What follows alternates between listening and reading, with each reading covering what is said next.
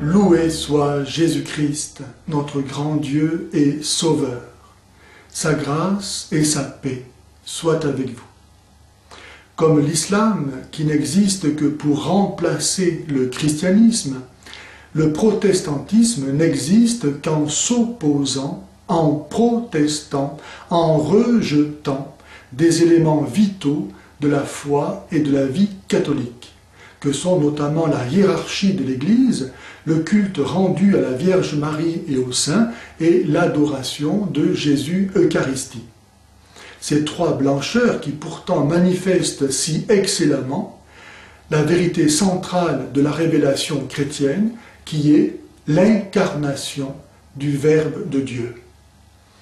Rejeter la hiérarchie de l'Église, c'est livrer le peuple de Dieu à l'arbitraire d'un pouvoir purement humain, à l'anarchie d'une autorité sans cesse contestée, d'où le fractionnement de la réforme en une multitude de sectes et sa soumission à différents pouvoirs temporels.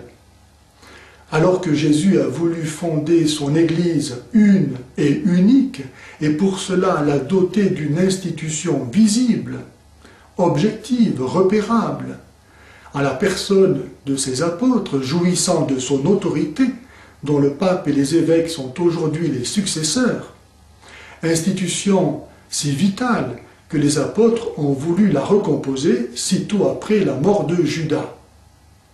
La hiérarchie de l'Église, à laquelle sont agrégés ceux qui reçoivent le sacrement de l'ordre, manifeste qu'à la différence d'une communauté humaine, l'Église ne se dirige pas elle-même, mais est dirigée par un autre.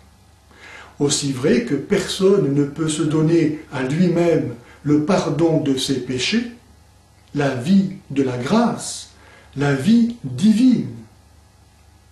Refuser de donner non pas certes un culte d'adoration qui n'est dû qu'à Dieu, mais de dulie aux saints et surtout d'hyperdulie à la Vierge Marie, c'est renier la vérité de l'incarnation du Verbe de Dieu qui a voulu lui-même dépendre en tout de la Vierge Marie pour réaliser l'œuvre de notre rédemption et de ses disciples pour la communiquer aujourd'hui encore. Les protestants comme les musulmans refusent de croire que Dieu soit si bon qu'il daigne faire participer ses créatures à la médiation de ses grâces.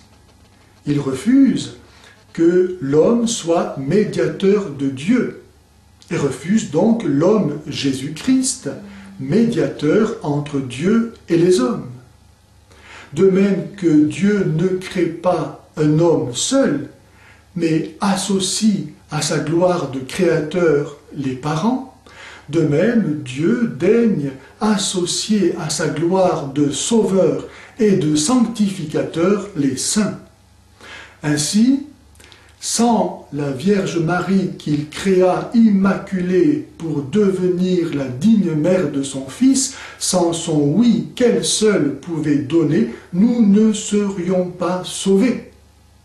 C'est pourquoi, à l'exemple de Jésus-Christ, qui a voulu dépendre pour son existence et sa croissance de la Vierge Marie, qu'il a aimé plus que toutes les créatures réunies, lui qui a donné ce commandement « Honore ton père et ta mère », nous ne pouvons pas ne pas honorer Marie d'un culte d'amour, de reconnaissance et de confiance particulier, puisque c'est elle qui nous a donné la vie éternelle, notre Seigneur Jésus-Christ.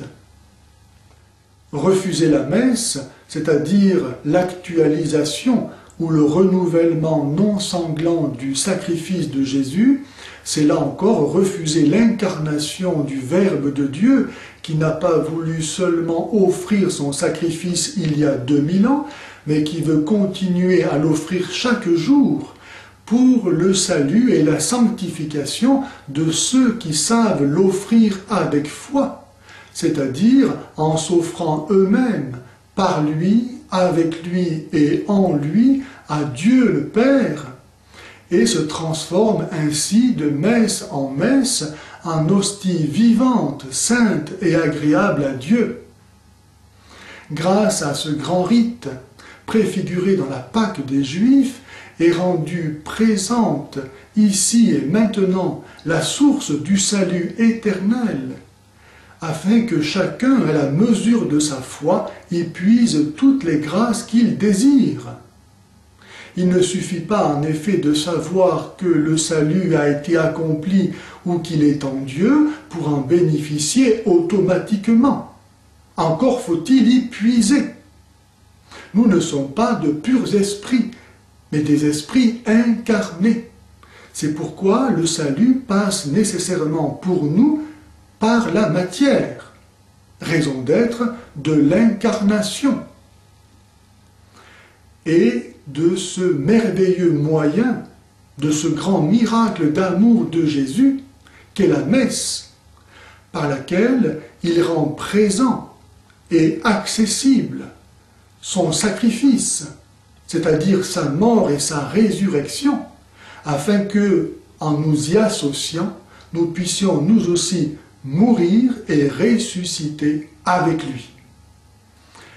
Bienheureux ceux qui croient que Dieu est capable de les aimer jusque-là.